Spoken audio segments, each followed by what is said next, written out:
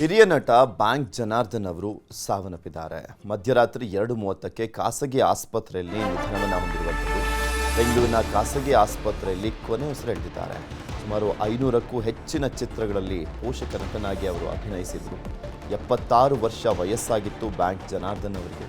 ಅನಾರೋಗ್ಯದಿಂದ ಬಳಲ್ತಾ ಇದ್ದರು ಬ್ಯಾಂಕ್ ಜನಾರ್ದನ್ ಅವರು.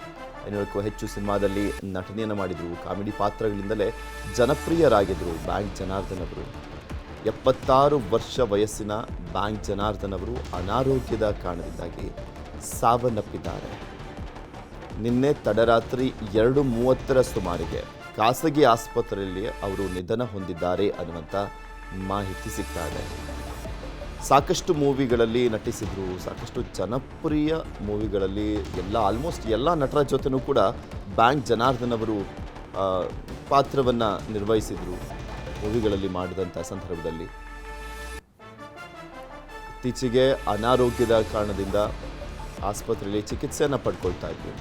ಆದರೆ ಚಿಕಿತ್ಸೆ ಫಲಿಸದೆ ಸಾವನ್ನಪ್ಪಿದ್ದಾರೆ 76 ವರ್ಷದ ಬ್ಯಾಂಕ್ ಜನಾರ್ದನ್ ಅವರು.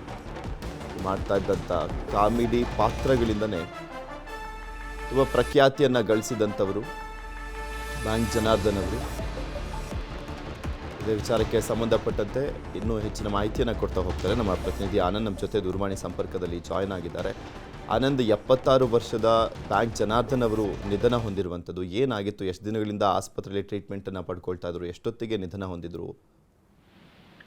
ಪೃಥ್ವಿರಾಜ್ ಹಾನಳ್ಳಿ ಬ್ಯಾಂಕ್ ಜನಾರ್ದನ್ ಖಂಡಿತ ಕನ್ನಡ ಚಿತ್ರರಂಗಕ್ಕೆ ಒಂದು ತುಂಬಲಾರದ ನಷ್ಟ ಅಂತಾನೆ ಹೇಳ್ಬೋದು. 76 ವರ್ಷ ವಯಸ್ಸಹಜ ಕಾಯಿಲೆಯಿಂದ ಬ್ಯಾಂಕ್ ಜನಾರ್ದನ್ ಅವರು ಬಳಲ್ತಾ ಇದ್ರು ಅಂತ ಹೇಳ್ಬೋದು. ಇಂದು ಮುಂಜಾನೆ 2:30ರ ಸುಮಾರಿಗೆ ಲೋಕವನ್ನು ತ್ಯಜಿಸಿದ್ದಾರೆ ಅಂತ ಹೇಳ್ಬೋದು. ಅಂದ್ರೆ ಹೊಳಲ್ಕೆರೆ ಮೂಲದ ಚಿತ್ರದುರ್ಗದ ಹೊಳಲ್ಕೆರೆ ಮೂಲದ ಬ್ಯಾಂಕ್ ಜನಾರ್ದನ್ ಅವರು 1949ರಲ್ಲಿ ಜನಿಸಿದ್ರು. ಅವರು ಚಿಕ್ಕಂದಿನಲ್ಲೂ ಕಲೆಯ ಬಗ್ಗೆ ಆಸಕ್ತಿಯನ್ನು ಒಳಗೊಂಡಿದ್ರು. ಕಲೆಯ ಬಗ್ಗೆ ಹೆಚ್ಚು ಆಸಕ್ತಿಯನ್ನು ಒಳಗೊಂಡಿದ್ರು. ರಂಗಭೂಮಿ ಅಂತ ಅವರ ಮನಸ್ಸು ಹೊರಳ್ತಾ ಇತ್ತು ಅಂತ ಹೇಳ್ಬೋದು.